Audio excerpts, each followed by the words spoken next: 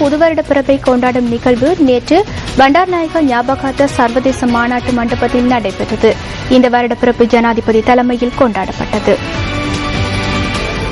சீன சம்பிரதாய முறைப்படி சந்திரகால கணிப்பிற்கமைய இந்த முறை பொது வருடம் ஜனவரி மாதம் 31ஆம் திகதியாக அமைக்கின்றது. இதனை முன்னிட்டு நேற்று நடைபெற்ற நிகழ்வில் ஜனாதிபதி உள்ளிட்ட முக்கியஸ்தர்கள் வரவேற்கப்பட்டனர்.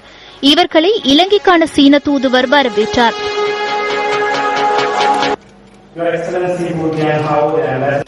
சீன பொதுவருட பிறப்பிற்கான ஜனாதிபதியின் வாழ்த்து செய்தியை ஜனாதிபதி செயலாளர் லலித் வீரதுங்க பகிர்ந்து கொண்டார். சீன கலாச்சார நிகழ்வுகளும் இதன்போது நடைபெற்றன.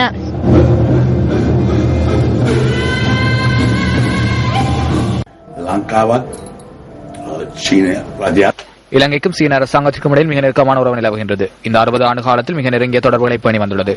அதேபோன்று இரு நாட்டு மக்களுக்கும் இடையிலான உறவுகளிலும் நாளுக்கு நாள் வளர்ச்சி கண்டு வருகின்றது.